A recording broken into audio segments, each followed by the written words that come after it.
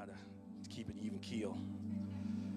Matthew chapter 26, verse 69 starts out by saying, "Now Peter sat outside the courtyard, and a servant girl came to him, saying, 'You also were with the Jesus of Galilee.' But he denied it before them all, saying, 'I do not know what you are saying.'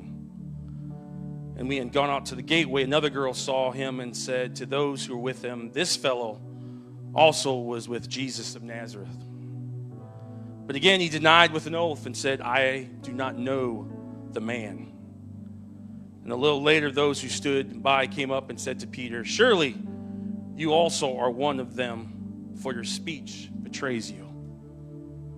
Then he began to curse and swear, saying, 'I do not know the man.' Immediately a rooster crowed, and Peter remembered the word of Jesus, who had said to him, 'Before the rooster crows, you will deny me 3 times.' So he went out and wept bitterly." If I go back to verse 73, it says, "And a little later those who stood by came and said to Peter, 'Surely you are one of them, for your speech betrays you.' Look what it says in verse 74. "Then he began to curse and swear, saying, 'I do not know the man.'" I've titled this message simply this morning, "Don't let your past define you." Do not let your past define you. You may be seated. Sometimes people will look at your past and think that is all you ever will be. They remember the old you, the broken, the addicted, the angry, the ashamed. Your past may explain you, but it doesn't define you. I said your past may explain you, but it doesn't define you.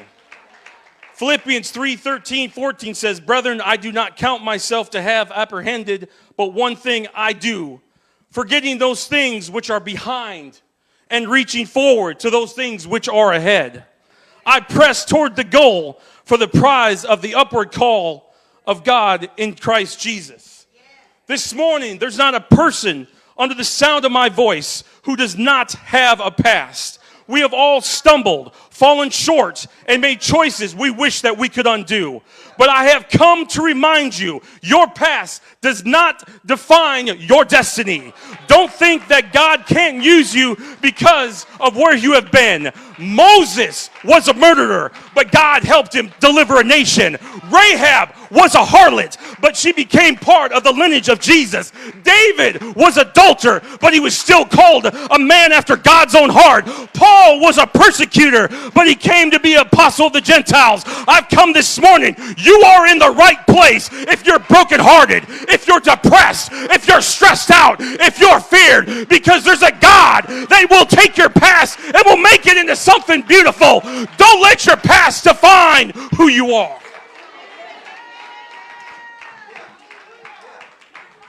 And so I opened up this morning with Peter, the apostle. Peter kind of gets a bad rap because Peter just shoots his mouth off without thinking. But who is Peter? Peter was a fisherman. He was on a boat. Went out in the seas. I think maybe Brother Stover, he was a little rough around the edges, maybe just a little jagged. Maybe when Peter back in the day, maybe Peter used language that he shouldn't be using. But I believe Peter might have been a little tan and might have been a little chiseled. Maybe he had some arms because of the work that he did. But Peter, when he was walking with Jesus, didn't always say the right things and do the right things. In Matthew 16:22, Peter actually rebuked Jesus. He said, "Then Peter took him and began to rebuke him, saying, 'Be it far from thee, Lord, this shall not be unto thee.'" Why would Peter rebuke Jesus? In John 18:10, we find Peter. He's in the Garden of Gethsemane, and they're coming to get Jesus. And out of anger, Peter takes his sword, and he takes it, and he cuts off the ear of a high priest servant by the name of Malchus. And then we know also in John, Peter's with Jesus, says that Peter, he said, "Jesus, I will go wherever you go." Making a very bold statement. When you tell somebody that I will go where you go and I'll fight for you, that is a bold statement. They expect you to go all the way with them. But here we find in Matthew 26, we don't see Peter doing that. Yeah. The same Peter that was in the garden that used his sword to cut off someone's ear is the one that's now being accused of being with Jesus. He should have stood up and been bold, but he said, I did not know the man. Yeah. And we see that Peter even tries to get away. He tries to go out in the courtyard. He tries to distance himself, but they follow him and say, oh, you're the one. Because you talk just like him. He says, I don't know who you are. Once again, he's trying to get away from it.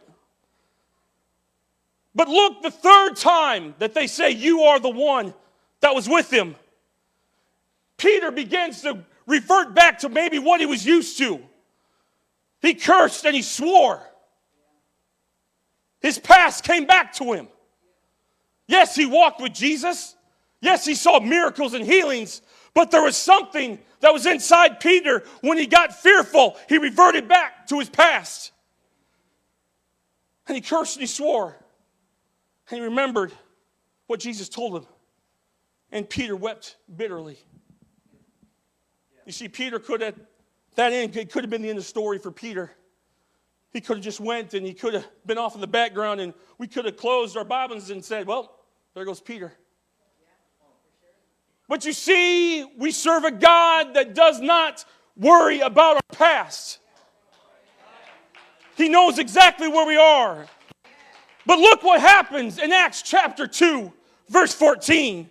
It says, but Peter, standing up with the 11, raised his voice and said to them, men of Judah and all that dwell in Jerusalem, let this be known to you and hear my words. You see, it was Peter that stood up. It could have been the other disciples, but it was Peter that stood up. This is the same man that cut off someone's ear. This was the same man that rebuked Jesus. This was the same man that cursed him. But this is a different Peter because he did not let his past define who he was. In Acts chapter 3, verse 6 and 7, it was Peter that said, silver and gold do not I have, but what I am going to give you in the name of Jesus Christ, rise up and walk. And he took him by the hand, and immediately he was healed. Is that the same Peter that sat there and denied Jesus? Yes, it was. Why? Because he did not let his past define who he was.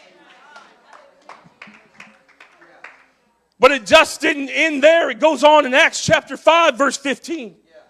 The same man. I just want to let you know it's the same man. I didn't change anything. It's the same man. It says, so they brought the sick out into the streets and laid them on beds and couches, that at least, it says, the shadow of Peter. The shadow of Peter. Passing, it might fall on them and heal them.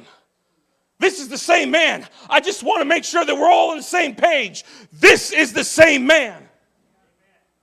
In Acts chapter 12, verse 7, it says, now behold, an angel of the Lord stood by him, and light shone in the prison, and he struck Peter on the side and raised him up and said, arise quickly. And his chains fell off his hands. I'm here to tell somebody, it doesn't matter what you're going through. God has not forgot you. He doesn't care what your past is. I'm here to tell you, he'll be there when you're in a prison. He'll be there when you're fighting and you don't know where to go. I'm here to tell you that's the kind of God that we serve. But you can't let your past define who you are.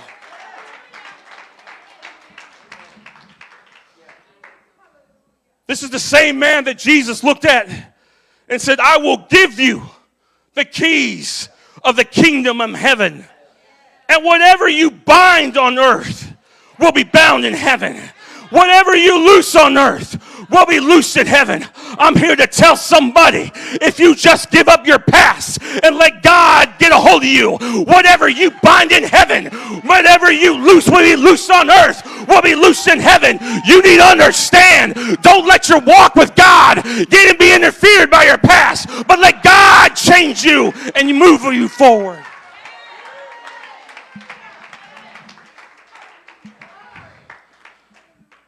Oh, but you don't understand, Pastor. You don't know where I've been.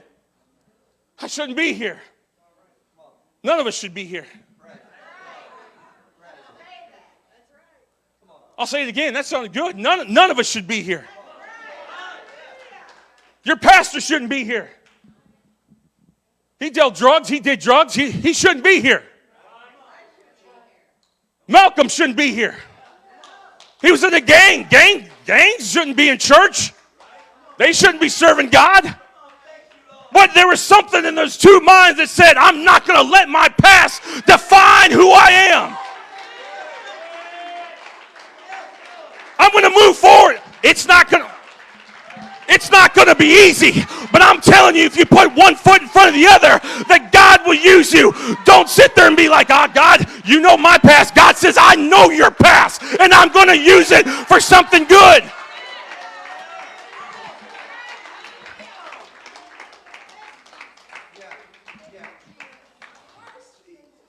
Ephesians chapter 4, verse 22. If they could put that on the screen for me. Look what it says here, and I'm going to read this. It says that you put off concerning your former conduct the old man. What is the old man? I'm getting old, so I guess I could be the old man. But what he's saying is your past. Your old ways. The things that you used to do. What you are comfortable with. Oh, well, it's easy when you're in the past. It's comfortable. It's easy. Well, look what it says. It says, man which grows corrupt according to the deceitful lust. Next verse, please. It says, and be renewed in the spirit of your mind. It says, be renewed in the spirit of your mind. There's a point where you have to make a decision. Am I going to stay in the past and do what I'm comfortable with, or am I going to renew my mind and step out into something new? But what's the next verse say?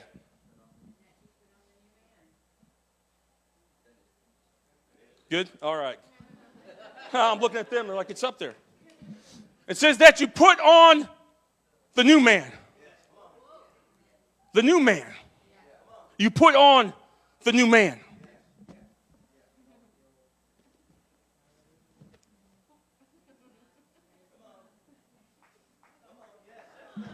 You put on the new man.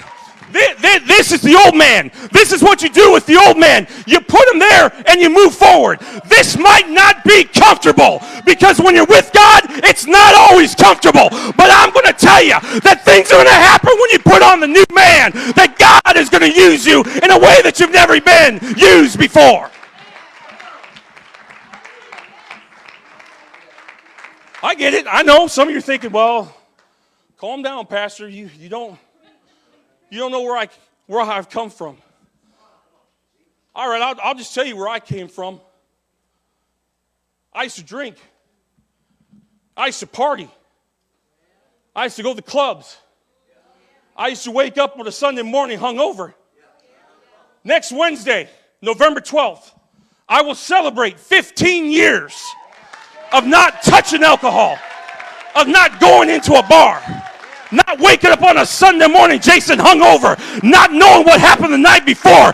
Why? Because I put on the new man. I forgot my past. I'm not going to let the past define who I am. Some of you need to get in your spirit and say, I'm not going to let the past define me. I believe right here, some of you, oh, dear Lord, help me. Some of you have got potential, but the problem is you're sitting and holding on to your past. Oh, it's comfortable. Maybe I can just get a sleeve in it. And you walk out of church, still hold on to your past. And God says, that's not what I want for you. It's not my plan. It's not my desire for you to hang on to your past. Oh, I believe we got people that when you lay hands on someone, that they're going to be healed. I believe we got people that when you say things that people are going to understand things. But you got to let go of your past. You can't hold on to your past. You can't keep it close to you.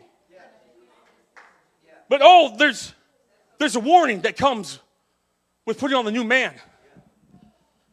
In Luke chapter 17, it says, remember Lot's wife. Well, who's Lot's wife? Glad you asked. Let me tell you. In Genesis chapter 19, and I won't go through the whole story, but there's a city by the name of Sodom and Gomorrah, evil city, wicked city. God's going to destroy it. But he sends an angel. He sends an answer. And he says, the angel says, you need to get out. You need to get away from the city. So the angel takes them out, and they're away from the city. But there was something to Lot's wife that says, I'm not comfortable outside the city. I left my friends. I left the things I'm used to. And what to say? It says she turned and she looked back. And she turned into a pillar of salt. When God takes your past away, he does not want you to turn around and look at it. There's a reason why God brought you out. God will give you an answer to get you out of your past. But don't sit there and turn around and say, my past is much better than what God has just given me. So many people, so many of my friends, some of my family members who are in this, and they turned and looked and said, the past is easy. The past is a lot easier. And so I'm going to go and I'm going to look at the past.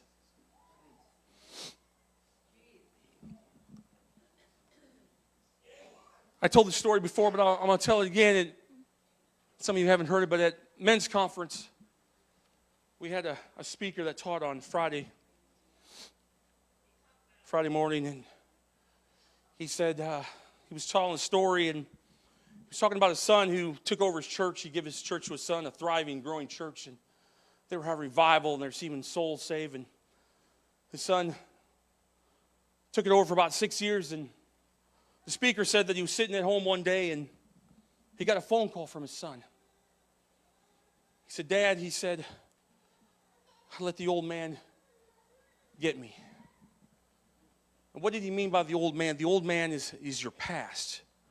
You've got to understand, just because you put on the new creature, that the devil is going to give up easily, but he's been constantly following you with your past. You've got to constantly be moving, constantly be running, because the old man is constantly behind you, waiting to bring you back to where you came from.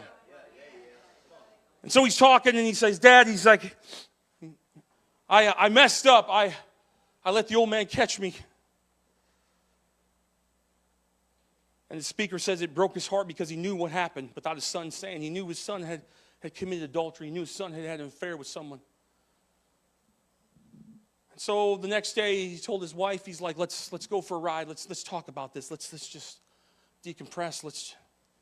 So they're out, they're driving, and he says they were talking, and he got a phone call from his son's wife. Normally not very often did he get a call from his son's wife, and she said, you need to come right away. Something's happened. And he said at that instant he knew that something tragically had happened, but he didn't know exactly what it was. And so as he got to his son's house, he saw his daughter-in-law crying. His son had went in the woods and had taken a gun and shot himself in the head because he allowed the old man to get him.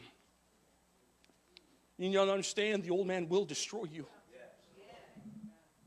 The old man will take you down. A couple months later, he was having a conversation with his daughter-in-law. And she said, I haven't told you this until now. She said, but when I found your son, while he was there with the gunshot in his head, bleeding, he was begging and praying and asking God for forgiveness. He said, God, forgive me. I let the old man catch me. I let my past catch me. She said the last dying thing he was speaking in tongues. I'm here to tell you that God doesn't care about your past. He understands and he forgives. But we've got to let him have the past. 1 Peter 2:9 says, but ye are a chosen generation, a royal priesthood, a holy nation, a peculiar people. What's that saying? Is that God owns you. He died for you. The devil's a liar. He don't care about you. But you are a chosen generation. I wonder if someone could grasp that this morning and say, yeah, I've been through some things. I've done some things, but I am a chosen generation. I am a royal priesthood. I have a God who's a king. I have a God who cares about who I am.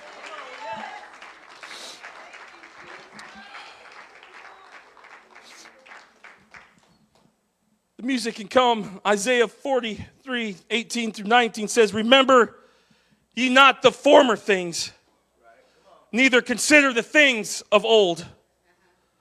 And look what verse 19 says. Behold, I will do a new thing. Now it should spring forth. Shall you know it? I will even make a way in the wilderness and rivers in the desert. When you're in your past, you're in a wilderness. You're lost. You're in a desert. But God says, I will make a way in your wilderness. When you're dry, I'm going to make rivers flow. Because I'm a God of the future. He don't care what you're going through. But you have to remember of who He is. Do you stand with me this morning? This morning, if the enemy has whispered lies from your past, if shame has kept you from walking in your calling, if regret has made you feel unworthy of God's love, there's an altar that's open this morning. I shouldn't be here. I have many conversations with God and said, God, why'd you call me? Why am I here? But I like what God told Jeremiah. It says, I knew you when you were in the womb. God knew you were going to fall. God knew you were going to make mistakes.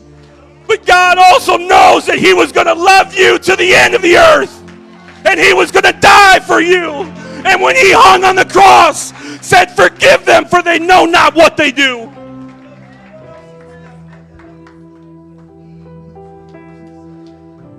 Some of you are just struggling. You're barely breathing because your past is crushing you. God's saying, release it. Give it to me. I know it hurts. I know some of you have been hurt bad. There's scars, deep scars. But there's a God that says, I died for you. Look at it. Put it upon me. Look at my scars. These are the scars that I had for you. I was wondering if someone could say, yes, I don't want to leave the way I came. I don't want to walk the same way I walk. I don't want to talk the same way I talk. But God, I don't want my past to define who I am. It's not God's plan. It's not His purpose. But He wants you to do great things in your kingdom. I can't take away your past. I can't change it. But I know who can. I know the one who can. But you have to release it to Him. You have to be willing. I know it's hard. There's a thing called pride. Pride gets in the way. Well, I'm still good. I don't need anything. God knows this is not about a pride thing. This is not about me comparing your past to my past. We're not doing that here. We're here to say, hey, we've all fallen and come short of the glory of God. Each one of us needs to find an altar. Each one of us needs to look at ourselves and say, God, is there something I'm still holding on to? Is there a hurt? Is there bitterness? Am I angry about something? But there's an altar. God's saying, here I am. Let me take it from you. Let me touch you.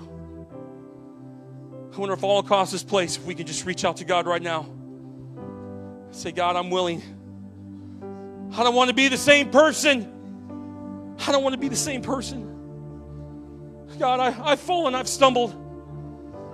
God, don't let my past define who I am. These chains, I can't take them anymore. Some of you maybe just barely got in church this morning. Your chains are dragging throughout the city and you can barely walk. There's freedom here this morning. God's saying, let me free you from those chains. Let me free you from what you're going through. Don't let your past define you. I'm not going back. I'm moving ahead. I'm here to declare to you, my past is over.